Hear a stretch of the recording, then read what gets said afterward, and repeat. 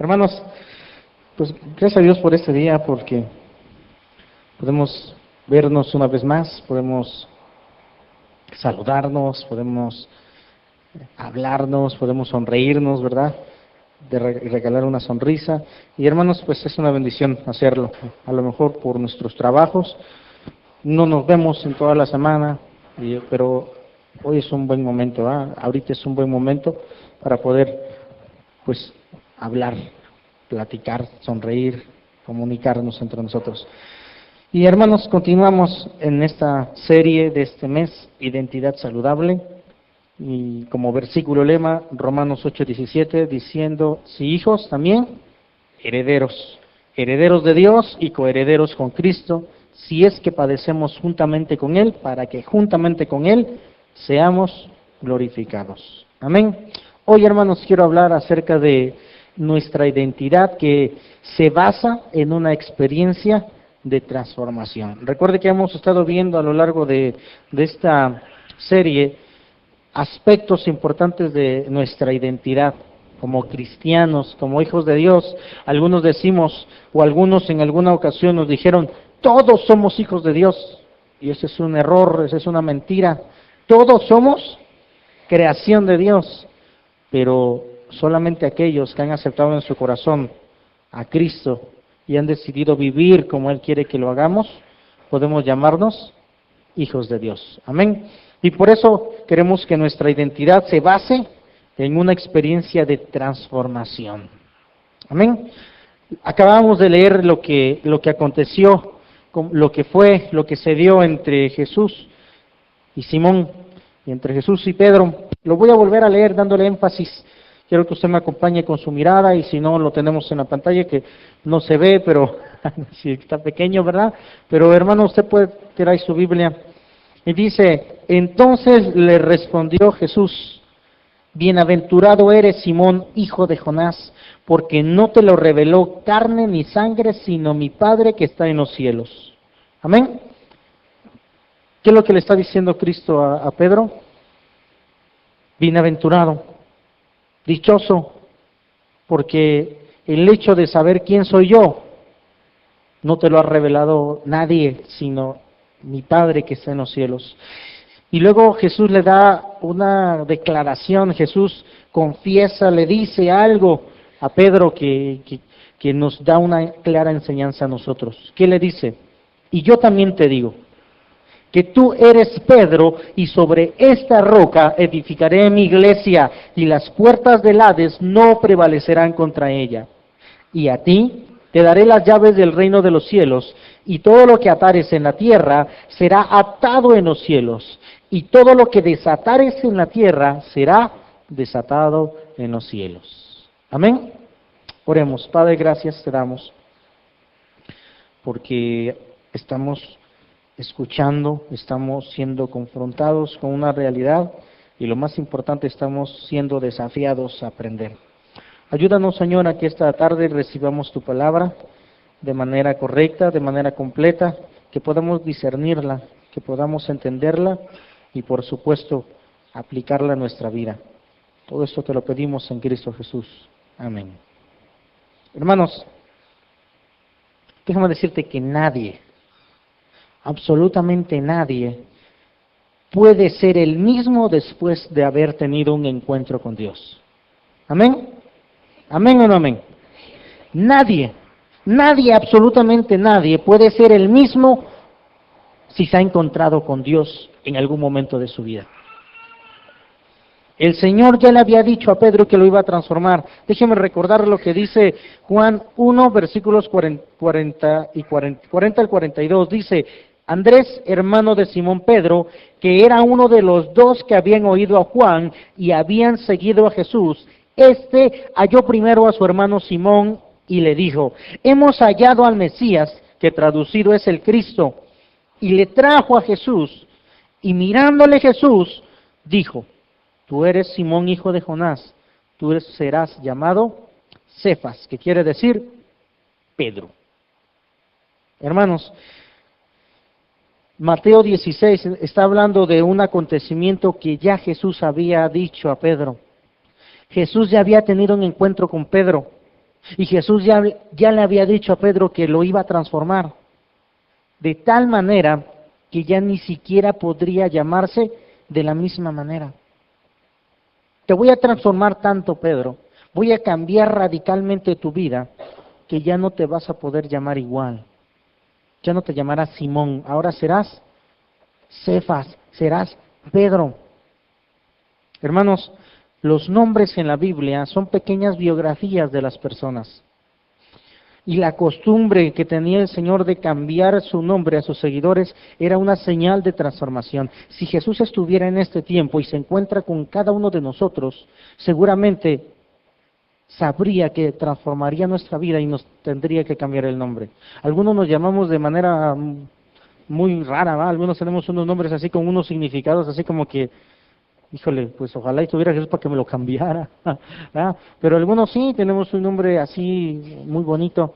Hermanos, cuando Él llega a nuestra vida, nuestra biografía experimenta una transformación de tres tipos: radical, integral y profunda. ¿Cómo somos transformados por el Señor cuando llega a nuestra vida? Radicalmente, integralmente y de manera profunda. Pedro, el que se llamaba Simón desde su nacimiento porque así lo habían llamado sus padres, representando a todos los discípulos, responde a la pregunta más importante, y es cuando Jesús le ratifica su sobrenombre. Él le había puesto una nueva identidad. Vamos a ver qué dice el texto y qué enseñanzas podemos extraer de ello para tener una mejor identidad cristiana. Número 1, hermanos, del apodo al sobrenombre. Y yo también te digo que tú eres Pedro. Hermano, el mundo puede darnos apodos, pero Dios nos da un nombre nuevo. ¿Qué es el apodo? Es un nombre sustituto, ¿sí? Y regularmente tiene que ver con las características físicas que usted tiene. El día viernes ayudé a mi esposa, fuimos a pintar, y los demás intendentes que estaban ahí juntamente conmigo me vieron y no sabían el nombre y cómo me llamaban, cómo creen que me llamaban. Me decían güero, bien irrespetuosos, ¿verdad? Estaba yo ahí, a ver güero, pues, ayúdame acá, y, oye, esto, lo otro, pásame esto. ¿verdad? ¿Por qué? Porque por lo regular el apodo, ¿qué tiene que ver? Con una característica. Algunos nos dicen gordo. Algunos le decimos gordo o gorda a nuestra esposa, no porque esté así, sino porque la amamos mucho, ¿ah? Negrito. ¡Hey, tú, negro! No, negrito, moreno. Le digo a mi niña, ¿tú de qué color eres? Y me dice, negro. Y yo le digo a mi niña, yo le digo así. Una ocasión mi suegro escuchó a alguien decirle, negra, ven, y que se enoja mi suegro. Que no le digas así. Pero el pastor así le dice, pero el pastor es su papá. Yo no dije nada, ¿va? Pero yo sí le digo a mi niña, yo le digo, hey, tú, negra, ven por acá. Porque tiene que ver con él. El flaco, gordo, etcétera. ¿Cómo le dices a alguien tú? Pues depende, ¿va? ¿Qué le veas a él? Flaquito. El problema o lo triste es que en ocasiones los apodos son muy despectivos. Algunos apodos son, pero más en la escuela. ¿Cómo te dicen? Cuatro ojos. ¿Alguna vez te dijeron así? Bueno, los que usamos lentes, cuatro ojos. Cabezón. Eran unos cabezón. No, Vincent, no te hablo a ti, perdón. Es que me habló Vincent así. No, Vincent, no, estoy hablando de panzón. Algunos dicen panzón. Cuéntalo. Panzón. Decía, ay. O alguien, algunos le decían cabezón, pero yo tuve un amigo que le decíamos el cabeza chica. Porque así la tenía, se le veía su cabecita chiquita y así le decían el cabeza chica. Bueno, mi esposa conoció a un compañero mío, que estudió conmigo, pero por alguna razón salió de la escuela y volvió a entrar, y que en el año de mi esposa, y nosotros le decíamos a él, estaba gordito, pero gordito de a de veras. ¿Y cómo creen que le decíamos nosotros? Gordo, le decíamos gordo, así, gordo. Y cuando entró con mi esposa, era ya como que era más respetado y se llamaba, si digo el nombre, voy a decir quién es, a lo mejor lo conocen, se llamaba Efren y le decían fresa. Entonces le decían fresa. No le entiendo si porque era fresa o porque parecía fresa. Pero nosotros le decíamos gordo y ellos le decían fresa. O sea, hermanos, algunos tenemos unos apodos medios feos. A los cristianos, la gente nos ha dado algunos apodos, ¿sí o no? Algunos lindos, algunos no tan feos, algunos tan bonitos. Nos dicen aleluyas.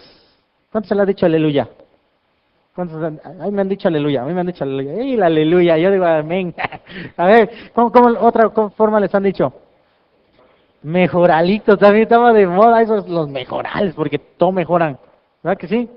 ¿De qué otro apodo? Les decían los protestantes, santurrones, y algunos, ¿cómo? Volteados, algunos así, volteados así como que se oye raro, pero eran, algunos nos han dicho así, hermanos. ¿Cómo? Cambiafocos, mochos, no sabía esos tan feos. Hermanos, si ponemos atención a algunos de estos apodos podemos deprimirnos.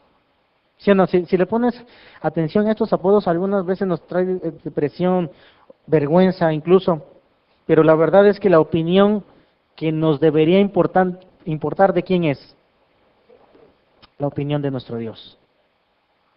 No es que no debamos ponerles atención a lo que la gente nos dice, pero no deberíamos fundamentar nuestra identidad en lo que la gente piensa. Amén. Somos lo que somos por lo que dice Dios y no por lo que dice la gente. Amén o no amén. Así que cuando usted le diga mejorar, amén, aleluya. Sí, porque no me basa, mi identidad no se basa en lo que la gente diga de mí, sino en lo que Dios diga de mí. En ocasiones nos sentimos mal, nos sentimos deprimidos, en ocasiones hasta nos da pena y así como que no digas que soy cristiano. ¿Sí? Para evitarme eso mejor ya no vuelvo a decir que soy cristiano. Hermanos, a Simón el Señor le dijo con toda la autoridad que tenía nuestro Señor, yo también te digo que tú eres Pedro.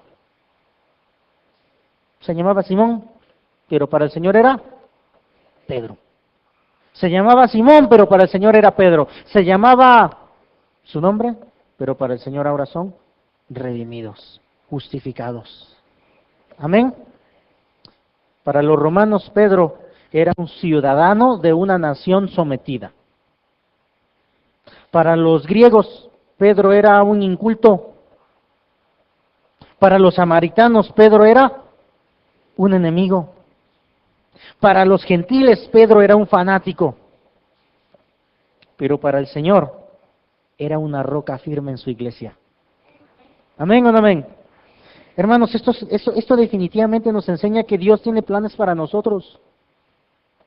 Figuramos en la agenda de Dios, de repente ahí está la agenda del Señor y ahí estamos, nuestro nombre tiene una cita diaria contigo y conmigo. ¿A qué horas tiene la cita Dios contigo? No sé, depende a qué horas hablas con Dios, pero figuramos en su agenda. Para todos, hermanos, en el cielo se tiene noticia de nosotros, hablan de nosotros en el cielo. ¿Te imaginas ahí los ángeles? ¿Ya viste a mi hermana? Ya se levantó por ir a la iglesia, ya se está arreglando. Se le acabó el gas, pero se está bañando con agua fría. Algunos no se bañaron. ¿Sí me explico? Hermanos, somos alguien para el Todopoderoso. Tanto en el Antiguo Testamento como en el Nuevo, se nos habla de esta señal muy significativa y de gran importancia, hermanos, para nuestra identidad. Fíjate, Isaías 62:2. Me llama la atención como en el Antiguo Testamento. Entonces verán las gentes tu justicia y todos los reyes tu gloria. ¿Y qué dice? Y te será puesto un nuevo nombre que la boca de Jehová nombrará. Amén. ¿Cuántos tenemos un nuevo nombre? ¿O cuántos queremos un nuevo nombre? Ya no quiero ser, diga su nombre en voz alta. Todos decir su nombre en voz alta. El suyo, no diga el de otro. Ya no queremos ser. Estuvo bueno para hacer la prueba, pero vamos a hacerlo así como de veras. Diga su nombre. Ya no queremos ser, sino ahora queremos ser redimidos, justificados, salvos. Amén. Así que, hermanos, dice que entonces la gente verá la justicia de Dios y los reyes su gloria, y nos será puesto un nuevo nombre, que el Todopoderoso va a nombrar. ¿Sabe que la Reina Valera 60 utiliza la palabra Jehová? Pero las demás traducciones ya no utilizan la palabra Jehová, sino utilizan la palabra Señor, porque los judíos, el nombre de Jehová era innombrable, era no porque fuera difícil de nombrar, sino porque era tan santo, tan grande, tan maravilloso, que no cualquiera debería nombrar el nombre de Jehová. Y por eso era difícil, no lo querían. Dice que cada vez que iban a escribir en la traducción, iban a escribir Jehová, ¿saben qué hacían los escribas? Se lo va. Desechaban la pluma con la que estaban escribiendo, tomaban una nueva y escribían Jehová. ¿Y después qué hacían? Volvían a quemar esa pluma y no se volvió a utilizar para escribir nada más que el nombre de Jehová, y seguían escribiendo. Y entonces la versión internacional, la traducción viviente, la Biblia de las Américas, ya no utilizan Jehová, utilizan Señor, para no faltar al respeto.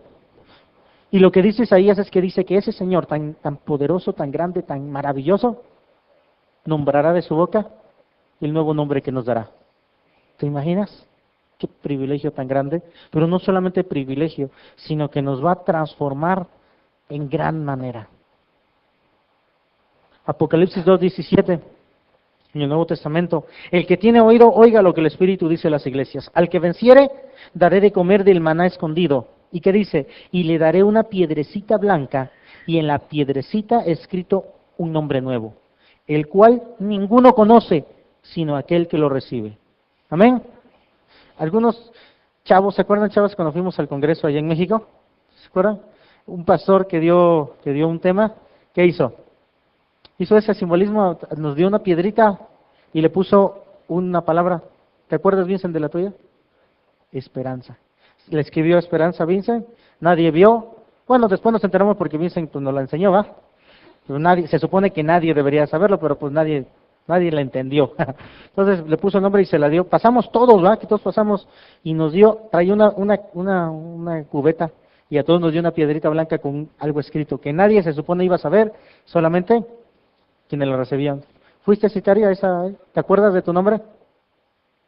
¿Me lo compartes? ¿Te acuerdas? Dedicada a Dios, ¿te imaginas? O sea, cada uno tuvo un nombre. Hermanos, eso lo hicimos representativo.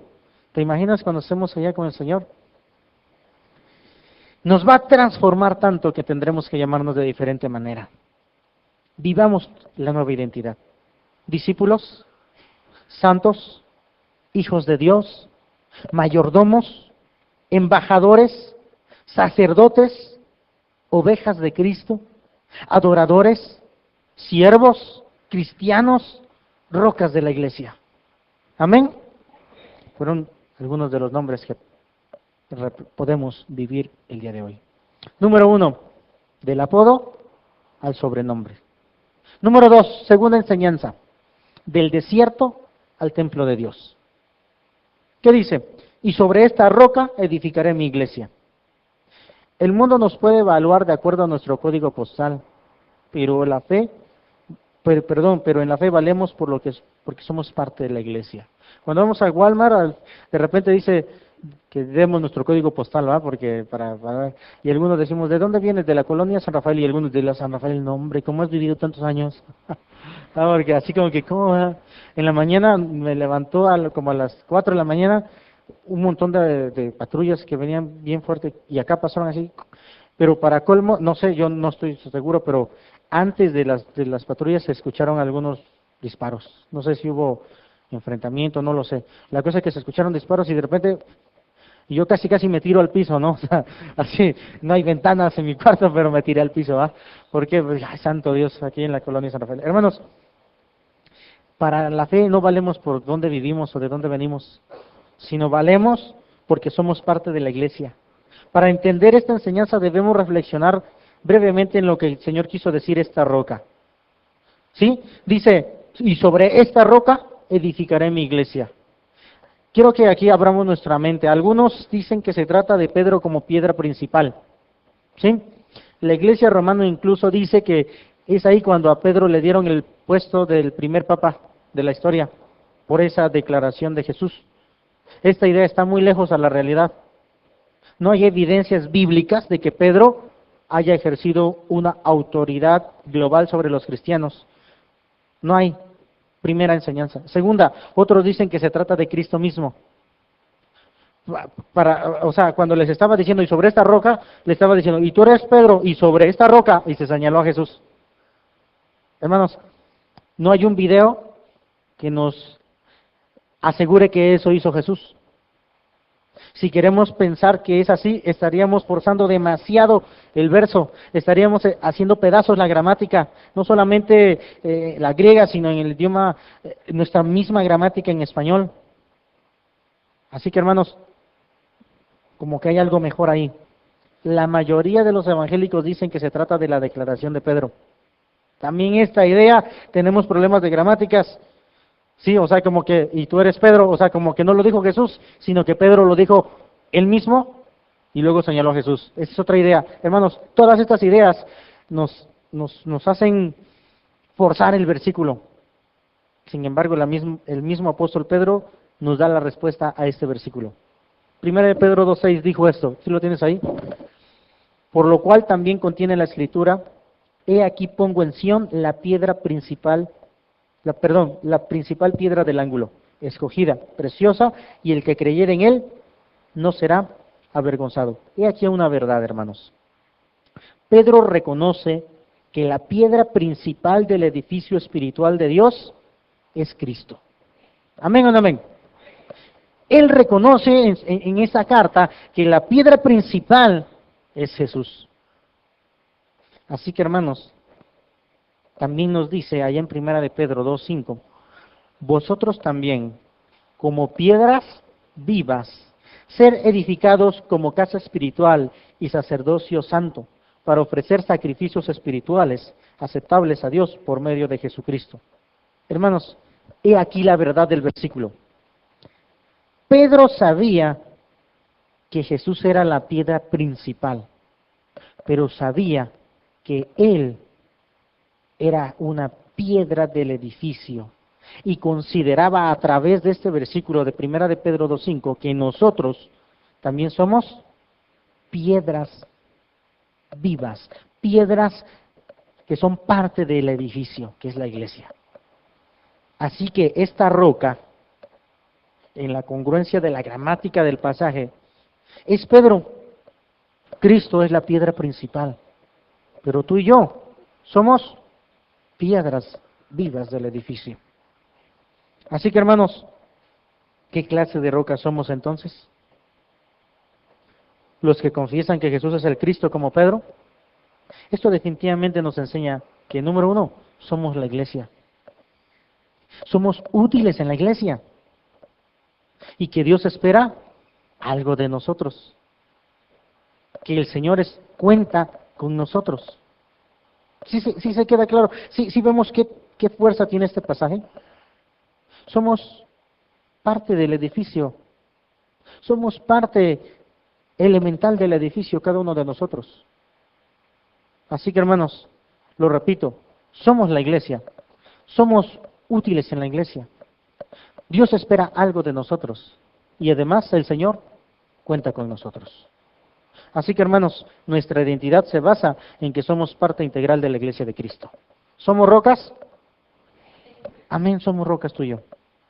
Por supuesto, ¿cuál es la base? ¿Cuál es la piedra principal? Pero tú y yo formamos parte también del edificio. Amén. Y eso nos lleva a mayor responsabilidad. Tercer lugar, de la derrota a la victoria. Y las puertas del Hades no prevalecerán contra ella. Lo que el mundo llama derrota en Cristo es victoria.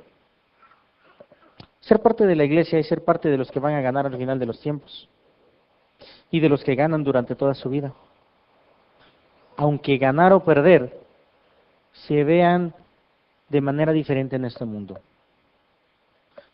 Los predicadores de la superación personal, hermanos, le hubieran dicho al Señor que Jesús no se juntará con los publicanos, ni con prostitutas, ni con los pecadores en general.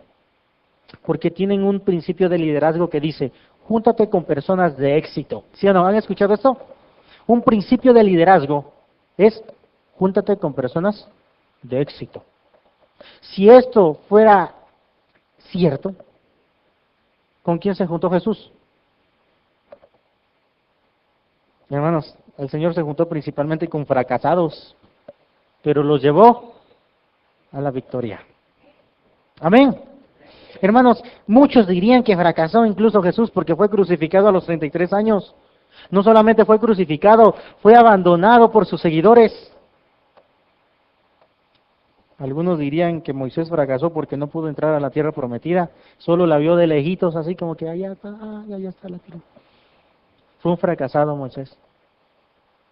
El autor o la autora de la carta de los Hebreos respecto a los héroes de fe nos dice, otros experimentaron vituperios y azotes, y además de estos prisiones y cárceles, fueron apedreados, acirrados, puestos a prueba, muertos a filo de espada, anduvieron de acá para allá, cubiertos de pieles de ovejas y de cabras, pobres, angustiados, maltratados, de los cuales el mundo no era digno, errando por los desiertos, por los montes, por las cuevas, por las cavernas de la tierra, y todos estos, aunque alcanzaron buen testimonio mediante la fe, no recibieron lo prometido, proveyendo Dios alguna cosa mejor para nosotros, para que no fuesen ellos perfeccionados aparte de nosotros. La cosa es muy sencilla. El concepto de éxito en el reino es muy diferente al concepto de éxito aquí en la tierra. No tiene nada que ver con dinero, no tiene nada que ver con fama, no tiene nada que ver con poder político, ni con medallas o trofeos. Hermanos, tiene que ver con fe en Dios. Tiene que ver con esperanza de una vida eterna. ¿Amén o no amén? Solamente nosotros somos capaces de planificar nuestro velorio, ¿o no? ¿Alguna vez una hermana planificó allá en Oreb, en México, su velorio? Le diagnosticaron una enfermedad terminal. Y cuando recibió la noticia, la hermana, ¿qué cree que hizo? Se alegró. Gracias Dios porque me permitiste vivir. Ahora que tengo la fecha probable de cuándo me voy a morir, pues puedo prepararla con mejor, más bien mi velorio. Y hermano, ¿por qué? ¿Por qué esa actitud? Porque hermanos, tenemos esperanza de una vida eterna. Y estaba feliz porque había vivido una vida plena y sabía que venía lo mejor. Por eso dice que cuando se fue a morir quería su tenedor aquí en la mano, porque lo mejor estaba por venir. Y no es una declaración triunfalista que el mundo nos enseña de que sí, pues lo mejor está por venir, es algo así muy vago. No, nosotros sí sabemos que lo mejor está por venir porque tenemos una esperanza de vida en Jesús. Hermanos, somos felices. Tenemos satisfacción que nos da plenitud y como una comunión con Dios que hace posible todo lo anterior. Por eso Pablo dijo allá en Corintios 4, del 7 al 12, lo está en su pantalla, pero tenemos este tesoro en vasos de barro para que la excelencia del poder sea de Dios y no de nosotros, que estamos atribulados en todo, mas no angustiados, en apuros, mas no desesperados, perseguidos, mas no desamparados, derribados, pero no destruidos, llevando en el cuerpo siempre por todas partes la muerte de Jesús, para que también la vida de Jesús se manifieste en nuestros cuerpos. Porque nosotros que vivimos siempre estamos entregados a muerte por causa de Jesús, para que también la vida de Jesús se manifieste en nuestra carne mortal. De manera que la muerte actúa en nosotros y en vosotros la vida. Amén. Esto definitivamente nos enseña lo siguiente. Somos triunfadores porque seguimos al campeón de campeones. Tenemos éxito porque hemos cumplido el propósito de la vida, que es creer en Jesús y ser salvos. Tenemos victoria porque el Señor ha vencido el pecado y la muerte por nosotros. Somos campeones porque formamos parte de un pueblo vencedor. Nuestra identidad se basa en la victoria que Jesús nos ha entregado por gracia. Amén. Cuarta, de la debilidad al poder. Y a ti te daré las llaves del reino de los cielos. Y todo lo que atares en la tierra será atado en los cielos. Y todo lo que desatares en la tierra será desatado en los cielos. Hermanos, en el mundo pueden decir que no podemos. Pero en realidad podemos los que otros ni en sueños logran obtener. Este pasaje apasiona a algunos. Cuando leemos esto, así como que, está padre, vamos a tener poder, lo que atemos aquí lo vamos a atar allá y lo que desatemos allá lo desatamos aquí. Una postura humanista que les hace creer que tenemos poderes divinos en la tierra.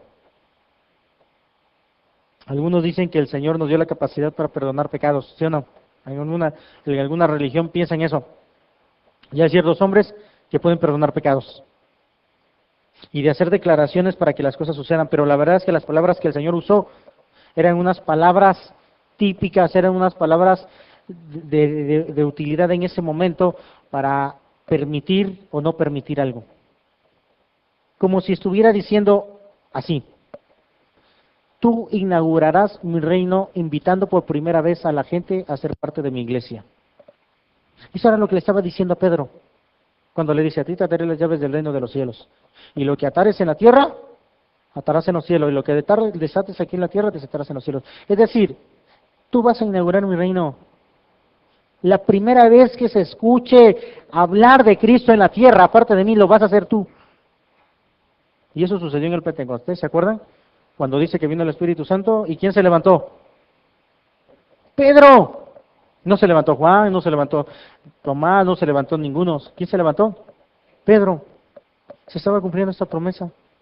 Y en su primer sermón evangelístico, ¿cuántas personas llegaron a Cristo? 3,000 personas. Le estaba diciendo: tú inaugurarás, por primera vez invitarás a la gente y me representarás enseñando mi voluntad en la tierra, para que se haga como se hace en el cielo. Es decir, tú eres el ejemplo.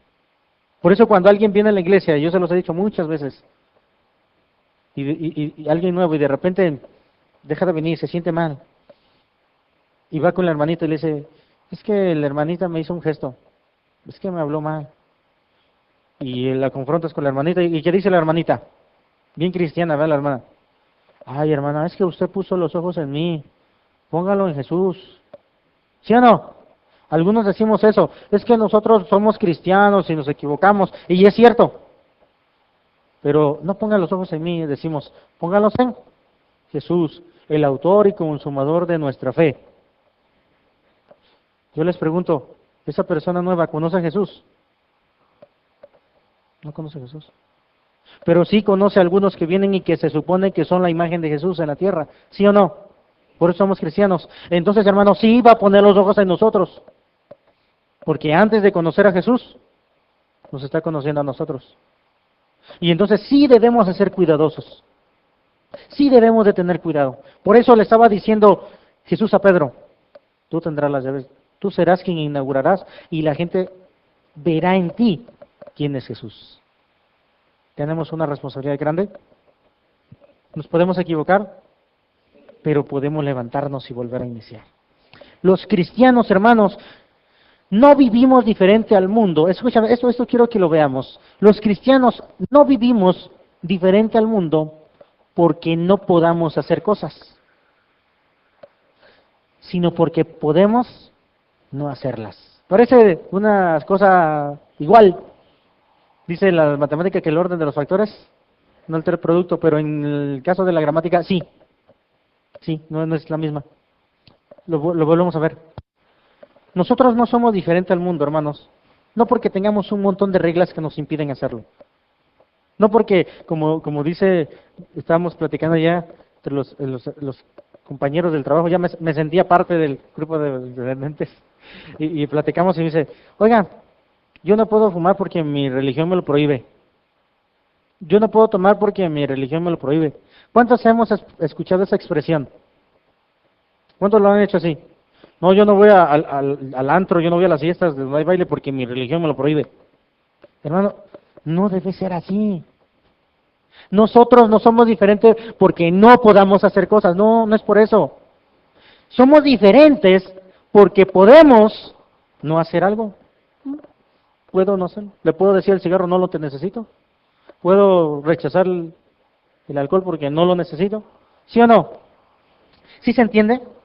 ¿Sí se entiende esta frase?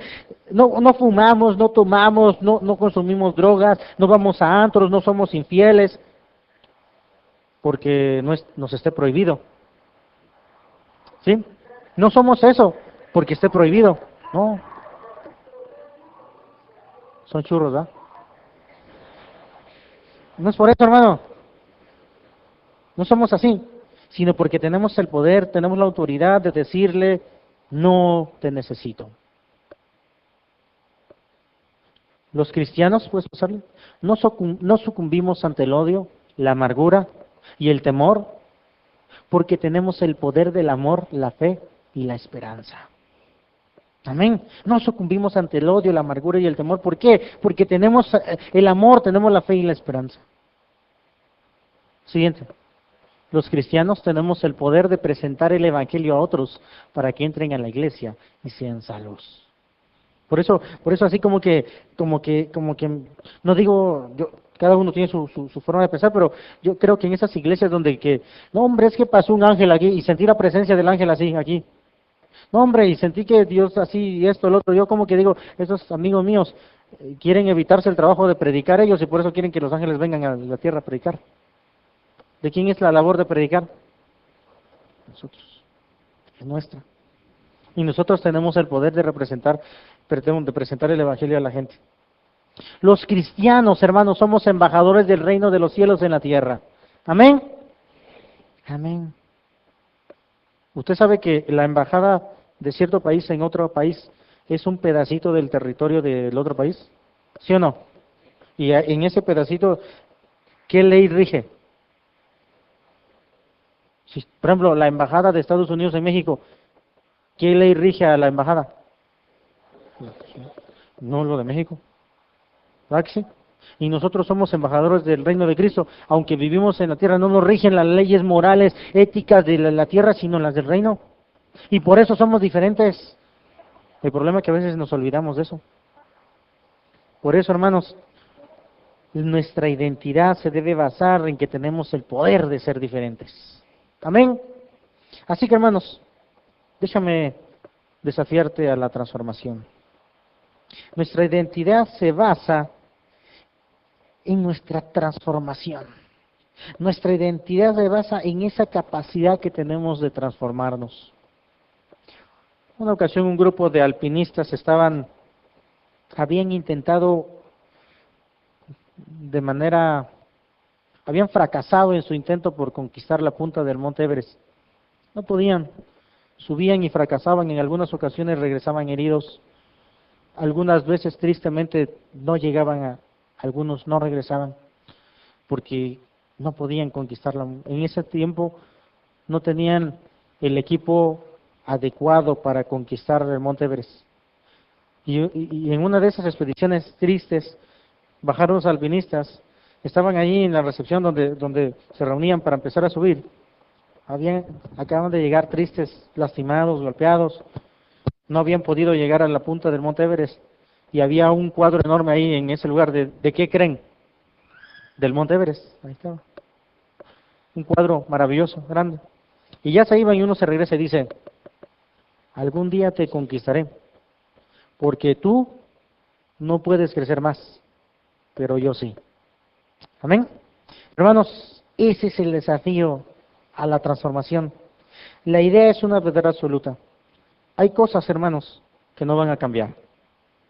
Habrá cosas que no van a cambiar, pero nosotros sí podemos cambiar. Así que, hermanos, Pablo dijo en Romanos 12:2, no os conforméis a este siglo, sino que transformaos por medio de la renovación de nuestro entendimiento para que comprobéis cuál es la buena voluntad de Dios, agradable y perfecta. Hay una gran diferencia entre conformarse y transformarse. De hecho, se trata de cosas opuestas. Conformarnos es adaptarnos a las condiciones del mundo. ¿Sí o no? Me adapto. Y transformarnos es trascender nuestra forma actual. Es decir, superar nuestros límites, crecer, ser mejores, madurar, triunfar, alcanzar nuestras metas.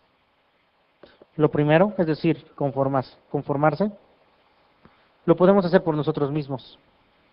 Pero lo segundo, transformación, solo Dios puede hacerlo en nosotros. Cuando dejamos que Dios nos transforme, es entonces cuando nuestra identidad empieza a sanar. Así que hermanos, experimentemos la transformación de Dios en nuestras vidas. ¿Cuántos quieren empezar a sentir esa transformación? Yo les había dicho, hermanos, si ustedes están siendo transformados, no se enoje.